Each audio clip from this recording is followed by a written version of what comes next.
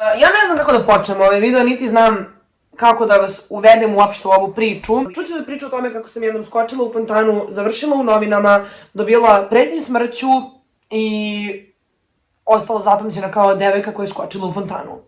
Ja, kako da vam kažem, sam osoba koja voli da srlja pravo glavom kroz zid, bukvalno onako da kao ptica s krilima ovako, ruke iza leđa, pravo glavom kroz zid. Zakucam se pravo u problem i posao kad se desi problem sednem ovako i gledam i budem u pozolu. Kako ćemo mi sada ovo da rešimo? Nemam pojma. Šta se desilo u ovoj situaciji? Dešavalo se neko javno okupljenje u centru grada, sada ne pominjem uopšte detalje, je bilo pre godinu dana, nije više ni bitno. I ja i moje drugarice smo na tom okupljenju popile flašu vina nas tri, ja mislim, po par čaša, računajte. Leto je bilo, ludovale smo, šetale se po gradu, bile smo sa društvom, zezale smo se. Ja sam imala 18 godina, drugarice koje su bile sa mnom su imale 18 i 17 godina. Klasične tinejdžerske stvari koje rade svi normalni tinejdžeri, ali ja to kada uredim, meni mora nešto loše da se desi zato što sam baksuzi, zato što, ne znam, imam očigledno neku lošu energiju i moram da odem u crkvu, verovatno ponovo, mada bila sam skoro, ali moram ponovo da idem u crkvu zato što mi se dešavaju ovakve stvari. Već duže vreme. 19 godina. 20. Ja ne znam šta ja pričam. Šetamo se po gradu, zezamo se, super nam je sa našim društvom u suštini. Dolazimo do fontane. Fontana se nalazi ispred Skupštine grada Beograda, ispred Komank arene, u centru grada, metropola, Beograd. Ovo, na zezanje, what the fuck, mirite. I ja dođem na divnu ideju da se mi kupamo u fontani. Zašto? Ja se nikad nisam kupala u fontani, ljudi uglavnom kada završi srednju školu odu svi zajedno iskaču u fontanu, luduju, prave haos, ali zbog vanredne situacije koja se dešavala cijelo u svijetu, znači na koju mislim, ja taj ispraćaj nisam imala. Mi smo imali ispraćaj, maturu nisam imala veliku, i valjda sam imala i dalje taj mladalački duh u sebi da sad kao hoću da idemo mi da skačemo u fontanu, idemo da se izjezamo. I gledamo mi tu fontanu i ja kažem, mi ćemo sada da skačemo u fontanu. Tu je bilo neko naše društvo od kojih su većina prijatelja bili stariji i naravno bili su u fazonu nemojte to da radite, vi ste budale, zašto bi to radile? Ali mi smo to kada da uradimo. U tom trenutku dobijem drugu telefon da snima i kažem mu kao je, snimi par klipova čisto da imam. Nisam uopšte razmišljala, mislim u tom trenutku da ću to objaviti bilo gdje. Skačemo u fontanu, krećemo da plivamo po fontani, voda je bila ledena, znam da ćete me to pitati, voda je bila ledena, ali mi je jako prijelo. Bože, šta ja pričam, ali s jedne strane nije kao da niko nikad nije skočio u fontanu, ali s druge strane nisam morala da skočim u tu fontanu. Ali nije mi bilo toliko loše. Do posledica, doći ćemo do toga. Inače, za malo sam poginula u fontani, to je ostao fun fact koji niko ne zna. Ja sam ušla u tu fontanu i sad u sredini vam se nalaze mlaznice. Imate ovako mlaznice koje prskaju vodu u sredinu i ja sam prvo malo praplivala po fontani, onako lepo provozala se.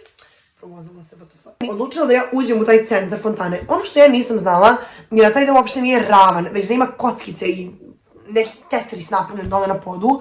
Tako da kad sam ušla tu, nisam mogla da vidim ništa od vode koja mi je prskala, nisam mogla da dišem od vode koja mi je prskala u lice i izudarala sam apsolutno cijele noge, mislim i dalje imam ožiljke od te, mislim uvijek imam razlupane noge kao fudbaler, ali mislim i dalje čak imam ožiljke od te fontane po nogama. Jer sam se ja stvarno izudarala i jedva uspela da izađem iz te vode, a da se ne ugušim. Izlazimo iz te ledene vode, drug nas vozi kući, dolazimo kod mene kući, prespavamo, najnormalniji dan. Mislili bi, otreznila se, čak nisam ni bila toliko pijana, ne mogu da se vadim na pijancu, to nije nikakav izgovor. Malo sam popila stvarno. Budim se ujutru i mi dolazim na divnu pametnu ideju, vidite ove klipove koje smo snimali juče u fontani, ovo može da se izediti, da se objavi na TikToku uz neki zabavni sound i ljudi će da se smeju zajedno sa nama smešne stvari koje smo mi uradile.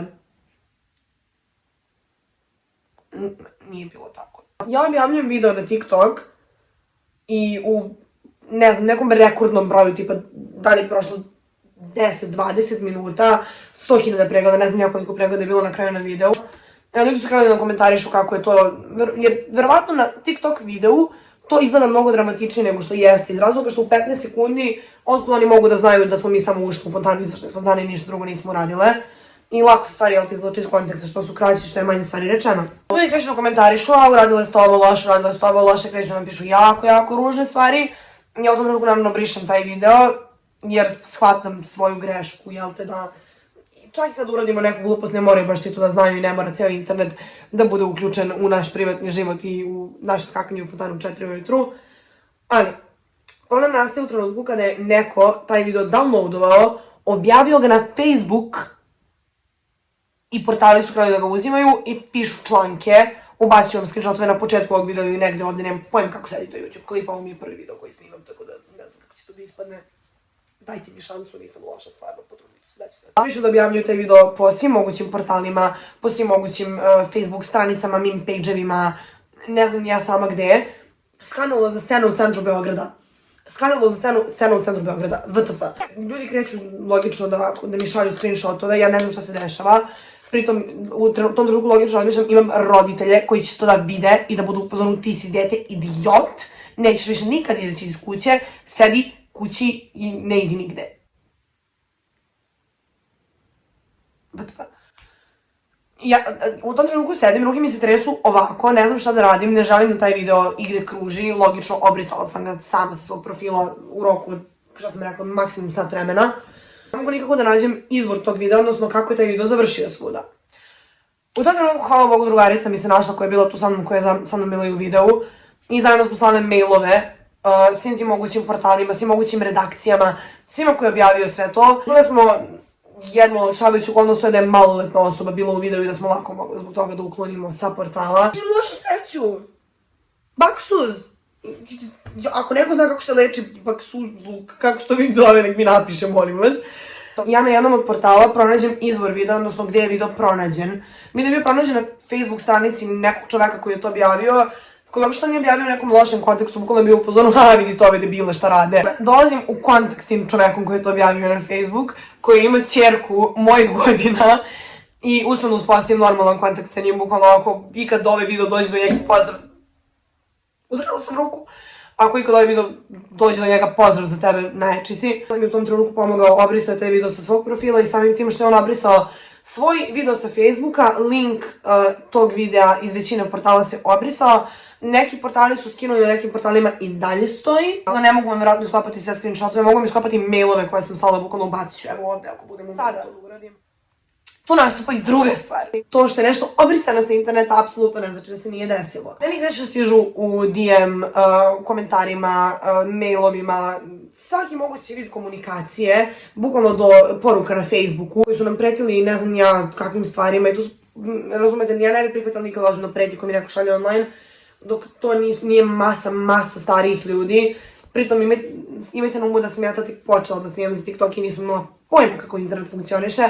Mislim, znala sam ja kako radi internet, ali nisam baš znala kako radi kačenje sebe na internet i kako funkcioniše percepcija ljudi koji gledaju ovaj video i mene koje sedim sad ovdje u svojoj sobi i snimam ga. Ja već malo počinjem više da paničim, jer iako je sve obrisano, kontam u svojoj glavi da ljudi neće na to zaboraviti tako lako. Mene je toliko sramota da priznam ovako neke stvari, ja sam u tom trenutku malo plašila da izim iz kuće, iskreno. Na tom trenutku razmišljam, šta ako me vidi neko ko je to pročitao i misli da sam ja napravila ne znam nikakav skandal, što kaže vid vandalizma u gradu i krene da se raspravlja sa mnom na ulici i ja ne umem da reagujem na to jer nisam to uradila, a ne mogu da objasnim nekome ko je to pročitao da ja to nisam uradila, da to nije bilo tako kao što je napisano, jer znate sami da neki ljudi olako veruju u izrečenu reč. Čak i kada je to prošlo. I dan danas se meni dešava da svaki put kada imam bilo kakvu konverzaciju po komentarima, na nečijem videu na TikToku, na bilo kojoj društvenoj mreži, na Twitteru, što god da kažem ili uradim, da mi neko odgovara sa replikom, reče devojka koja je skočila u fontanu.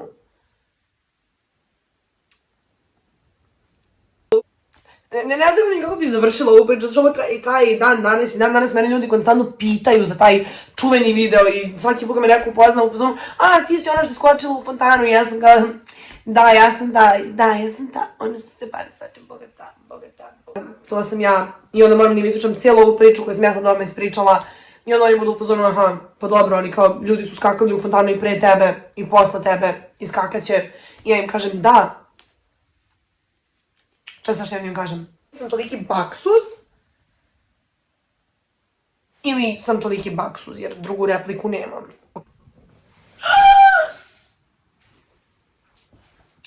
Ovo je tako profesionalni YouTube video.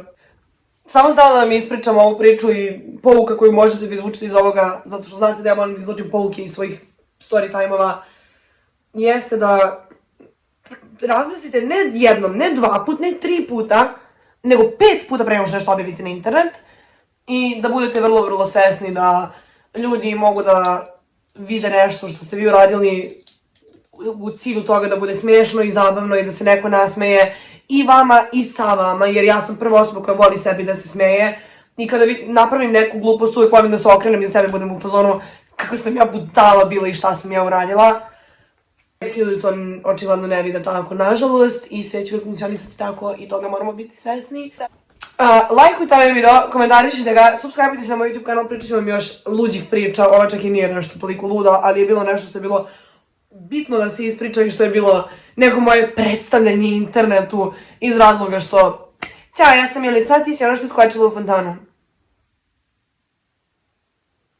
Da, ali svi učimo na svojim greškama, ali budite pametni i uradite ono što je meni mama rekla da radim kad sam bila mala, ja je nikad nisam slušala, nemoj da učiš na svojim greškama, pametna osoba uči na tuđim. Vi budite ta pametna osoba. Ok?